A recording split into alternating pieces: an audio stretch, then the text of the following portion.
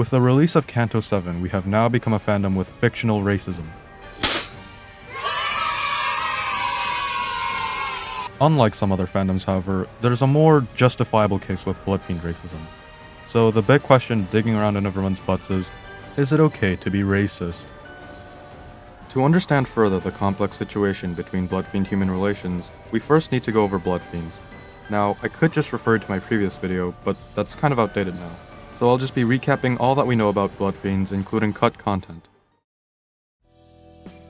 The origin of Bloodfiends was started in a big mansion with a bunch of nobles gathering for a party, and people started falling ill left and right.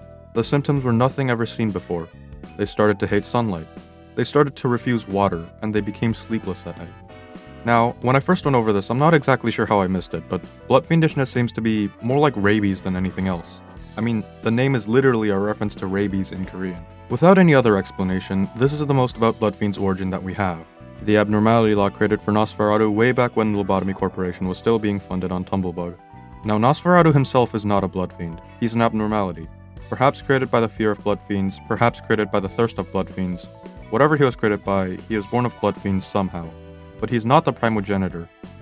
Bloodfiends are in a hierarchical system, where bloodfiends created by other bloodfiends are a rank below them.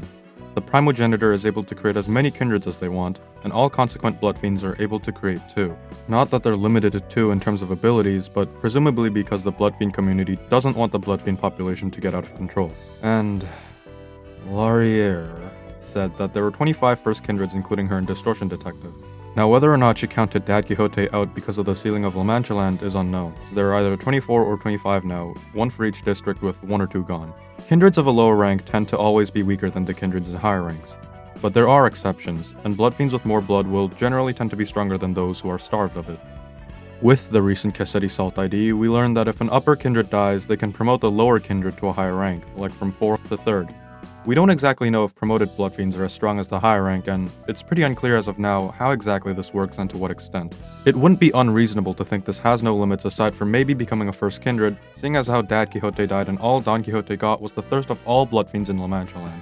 A lot of people may see this line and think Don Quixote has become a first kindred, but there's no official confirmation and her title still stays as second kindred. There are non-kindred bloodfiends as well, those created as distortions by White Knight Dark Days. Now, how exactly this works, I have no clue. Moses herself said that bloodfiends aren't distortions, so I guess they're just letting everyone become bloodfiends now. To a bloodfiend, blood is everything. Their source of joy, their happiness, and purpose of life. To deprive them of blood would be like...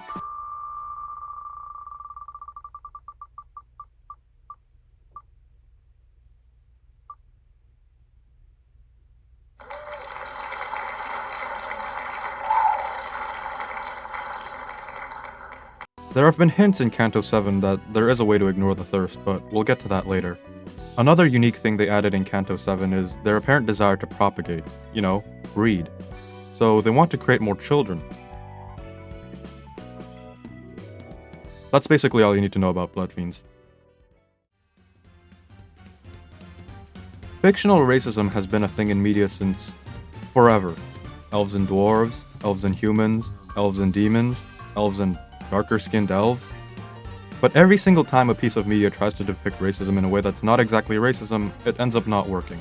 It's never a one-to-one depiction of how racism works, as most of the times the racists have a certain trait that others would realistically fear.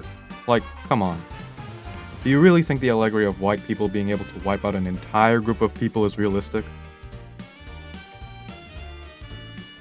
Let's take, for example, a manga from the daughter of the author of the hit manga Baki, Zootopia. In Zootopia, predators are feared by the general public because they used to, fucking kill and eat other animals. They're reformed now, and that's the whole point of the story, where it shows that racial prejudice is bad. They emphasize this point by making the climax of the movie a cop being racist. But that's not the same thing as real-life racism. I don't think a race is commonly believed to kill and eat other people, and I think that's more like cannibalism than anything. Side tangent, I really tried getting into Beastars and I was quite skeptical at first. They always talked about how deep and philosophical and life-changing it was, and I didn't believe them, so I really have to apologize to that community now because this might have been the best manga I've ever read and perhaps the best piece of fiction I've ever come across in my life. After this, I really don't know if anything can top it. Anyways, all this is to say, I do not think Kim Ji-hoon tried to frame Bloodfiend racism as actual racism. It's a morally gray area because Bloodfiends do have the innate desire to drink blood, but they are just humans in the end. Diseased humans. But this doesn't mean that they are mindless beasts. Time and time again, we've seen that they're sane people. The only time we see a Bloodfiend that isn't so sound of mind is one that's been starved and pecked for 200 years. Even the most degenerate, ugly, nastiest of Bloodfiends, Laurier, was shown to be sound of mind, albeit stupid. And we know that the general perception of Bloodfiends is grossly exaggerated. Heathcliff thinks they're evil and Don Quixote... Well, Don Quixote is just racist. There is also an entire subgroup of fixers dedicated to hunting Bloodfiends, carrying literal bottles of water to torture them. So we know that the public perception of Bloodfiends is quite bad. They have terrible PR. Now, in comes Dad Quixote with his naive dream to start an amusement park so he could coexist with people. He opened up Lancheland to try and have people come in and have fun with the Bloodfiends. This seemed like a peaceful solution, yes? Well, the tiny problem with this was that Dad Quixote achieved this naive dream by being the most selfish, asshole father to ever exist in the city. Maybe one of the worst fathers to ever exist in fiction. He made hemo bars, a tasteless, flavorless shit brick that would supposedly substitute the lack of blood. Surprise, surprise, they did nothing and did wonders for the mental health of the Bloodfiends. Dulcinea described it as tasting like crayons, and as tasty as that sounds, I doubt it would substitute the lack of blood. Think of it as impossible meat trying to substitute real meat. I'd also want to kill myself after a month. So eventually, when a drop of blood splattered on the ground after a kid got hurt at one of the attractions, well... Oh. Ow, ow. Dory, are you okay? Oh, that's good. So you know, that entire Lancheland revolt happened, and then Sancho throws a hissy fit and kills everybody. It's easy to blame the Bloodfiends of Lancheland. They're the ones who revolted, the ones who turned Dad Quixote into a pincushion. But honestly, I think the entire thing was the fault of Dad Quixote. A lot of people look over what he did to his children. He forced his own selfish, naive dream upon them. He forced all of his children to throw away their joy and happiness in life for something that only he wanted to do. This wasn't done in a noble pursuit where he wanted the Bloodfiends to have a better reputation in the city or for the discrimination to stop. He did so because he wanted to go on grand adventures with his daughter. And that's also a thing he does, just have favorites. He really is one of the worst fathers in all of fiction, maybe. All this is to say, Dad Quixote is a terrible person and I will continue to slander him until the day I die. But also, that Bloodfiends have a nature to them that is innately dangerous. It isn't a one-to-one allegory where we can say that they're discriminated against for no reason. But obviously, unlike Zootopia, the Bloodfiend racism isn't trying to pass itself off as an allegory for it. It certainly isn't trying to deviate too far from it, don't get me wrong. I think Ji-hoon is definitely telling us there is unjustified hatred for the Bloodfiends and is using elements of real-life racism to do so. And there is a reason for it, but even if there is, it's still not justified to discriminate against them. Let's take an example of the Bloodfiend hunters from Canto 7. They're obviously being very racist against Bloodfiends. The mere concept of Bloodfiend hunters being an entire genre of fixer offices is, well, quite racist. We know from Laurier most Bloodfiends live in the shadows. A lot of them take a little bit of blood and erase their memories or something. At least that's how the old raggedy hag justifies herself. So we know a lot of them don't want to hurt humans, they want to peacefully coexist. But the public perception of Bloodfiends does not change and likely never will. They will forever be seen as monsters no matter how much anyone tries to bring about change, because this is a city where none really care about the effort to be a better person, where everyone tries to walk their own separate roads, uncaring to others around them. Even if a Bloodfiend were to try and take a step forward to coexistence, there will always be those to set it back. But would coexistence with other Bloodfiends really be possible?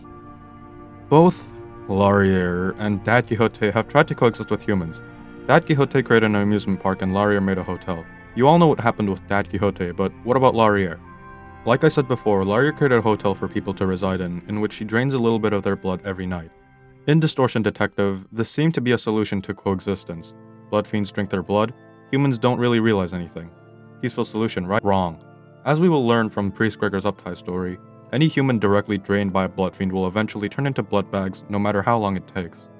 So that means this motherfucker has been creating hotelfuls of blood bags!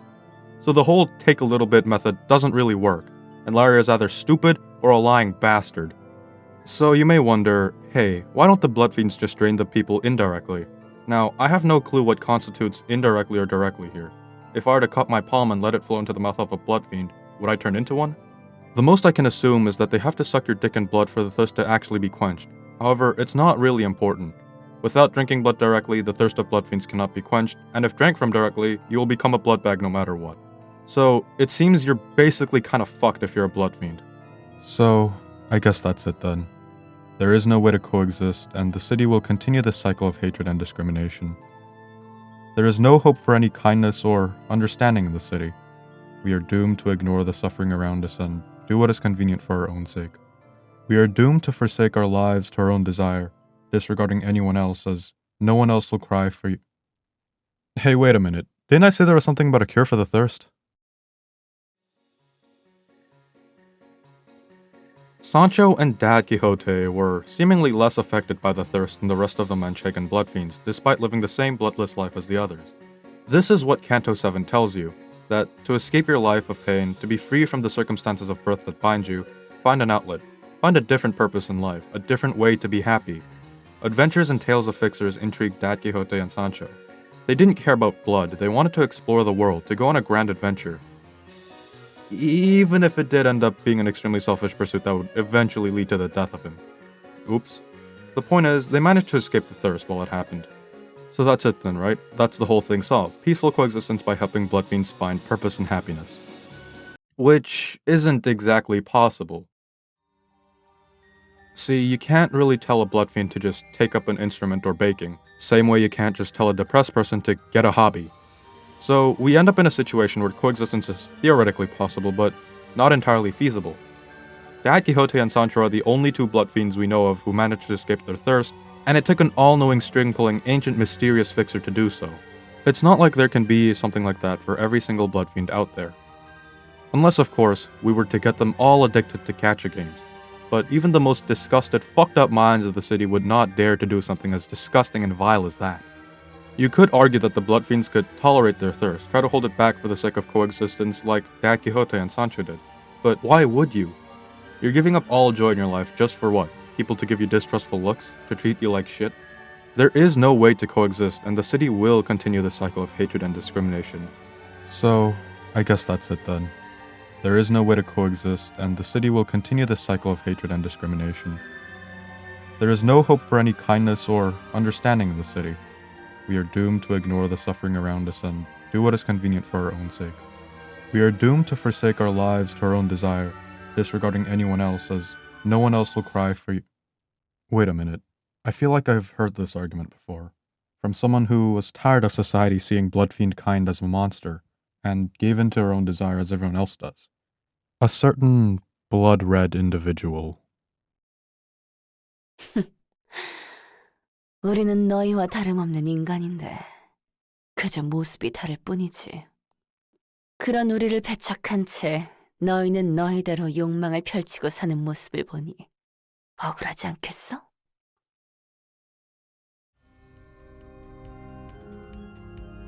Is it truly so wrong to be selfish in a world that doesn't care about you? To hold yourself back, to deny yourself your happiness, to suffer just for the sake of those who will not look at you? A few years prior to the events of Library of Ruina, there was a rising threat, a star of the city, the Blood Red Knight, Elena. She was tricky to hunt down, and her physical prowess was nothing to scoff at. She shone brightly in the skies of the city until she was eventually felled by two of the strongest Grade 1 fixers. Elena returns in the events of Library of Ruina and gives her perspective and outlook on the city and its discrimination. She used to be a human like everyone else, and when she first drank blood, she questioned. Was she no different from a beast from anyone else? Or was she escaping from the reality of the situation? Or perhaps, was she merely a human that has given in to the fiendish circumstances? She told herself that it was wrong, constantly asking herself these questions. Eventually, she stopped looking for a conclusion that doesn't exist, and stopped asking herself questions that wouldn't matter. With Canto 7, Elena's case has gotten even stronger and more sympathizable. And also, she was mentioned by title in Canto 7. Oh my god, this is the best Canto to ever exist. I cannot stress enough just how much Anyways, Bloodfiends are people too. That's not me trying to make an anti-racism sentiment. That's simply just how it is. Bloodfiends are just diseased humans, with superpowers.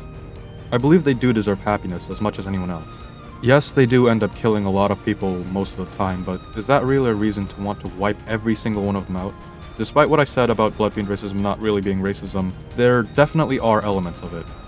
There are syndicates that kill people, indoctrinate people, There are syndicates that kill the families of children just because they spilled ice cream on a shirt, and yet none of them are looked at with the same contempt and discriminatory gaze as Bloodfiends are. Despite many holding a contempt for the Fingers and other syndicates, the perception of them is how a human would hate another human. For Bloodfiends, they are seen as beasts. It is purely because they are Bloodfiends that they are discriminated for. In the grim setting of the city, death is a common, everyday occurrence. Man is probably murdered every single second due to murder. People in the city kill for their own goals, whether it be a fixer earning money from a job or a syndicate having to shoot their own people because they're bored. Even the Limbus Company sinners kill people to advance their own goals. Like, they killed quite a bit of people, guys. They're not good people. And yet, we don't exactly see fixer offices dedicated to wiping out the sinners or fixer offices dedicated to chopping off the fingers. The rampant discrimination against Bloodfiends would make any Bloodfiend feel hatred and contempt, especially if one were to try and deny themselves their own desire, their happiness, refusing to give in to something that isn't their fault. Elena is a bad person. That I will not argue. She killed an upwards of 4,000 people in the pursuit of her own interest, kind of like Illusion Sky from Archive. And people say that she's a hypocrite, complaining about the discrimination while she herself only feels it. But she doesn't care about it at the point we see her in Library of Ruina. She wants to live selfishly, which, could you really blame her? To live selfishly is not an innately bad thing to do. Others may see it as, well, selfish. But is it not what is the best for the person themselves? Unlike the others who justify their killing and pretend to be moral, like, oh, I don't know, the Black Silence? His husband? She owns up to it. She knows that what she's doing is bad and cruel, but she just doesn't care. She still blames society for being discriminatory, but she's not whining or complaining about it while unknowing of what she's doing. She knows that it is hypocritical to criticize the discrimination while she proceeds to worsen the views of the city. But the truth is, it doesn't matter in the end. Humans will still fear and discriminate against Bloodfiends. In a world like that, is it truly so wrong just to want to live how you want to? The argument Elena puts up is, if Bloodfiends are no different from humans in that they will kill for their own desire, why are humans so irrationally afraid of Bloodfiends and not other humans? It is a fear to an unnatural degree, not like a human seeing a dangerous syndicate member, more of a human seeing Big Bird. But unlike Big Bird, Bloodfiends are humans, capable of human speech, human thought. They are humans, just with a constant burning thirst. It is not irrational to fear them, yes, but it is not entirely fair to them either. They are, after all, the same as us humans. They just look a bit different. The humans in the city will also kill just for their own goal. Such is why the issue isn't exactly black or white, and why there's so much discourse around it. Elena's not wrong to hold the views that she does. The circumstances have led her to be a monster. But she is not justified either. Instead of trying to change the perception, she adopted a victim mentality which, again, you can't exactly fault her. It causes a clashing argument for Elena sympathizers and people who are wrong. In the end, the discrimination against Bloodfiends seems like an inevitable problem. The city will not change, and people will still continue to view Bloodfiends as beasts or hypocrites, despite even the most perfect, sound logic you've ever heard. But that doesn't mean that they should be treated like that. In an ideal world, people do not fear the different. They would try to learn and coexist with them. Right now, there are no known ways, but that doesn't mean humanity should give up hope and perpetuate the cycle of hatred. We should be trying to live alongside the Bloodfiends to find a way to be able to do so. Just because a solution is more comfortable and easier doesn't mean we should resort to it. That's how the world becomes a dystopia. That's how apathy runs rampant and turns the world into an unfeeling cog. Or at least, that's how I view it. If you, like many others, believe that Bloodfiends and humans cannot be together, that Elena's case is not sympathizable, get the fuck out. But I believe that humanity should try to help, not kill.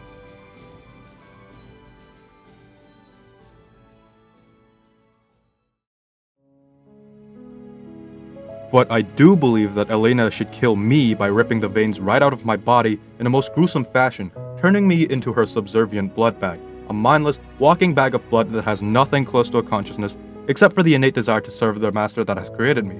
Forever I will be bound to the Blood Red Knight, and I await for her glorious return to us. Did you really believe that just because she didn't show up in Canto 7 that I think she's dead? No, a Coper's dream never dies. I know that she will one day return to us. I know that she's alive, for I believe so. Yes, I hear your voice. You too believe my cause, my vision of the perfect future, the Blood Red Knight.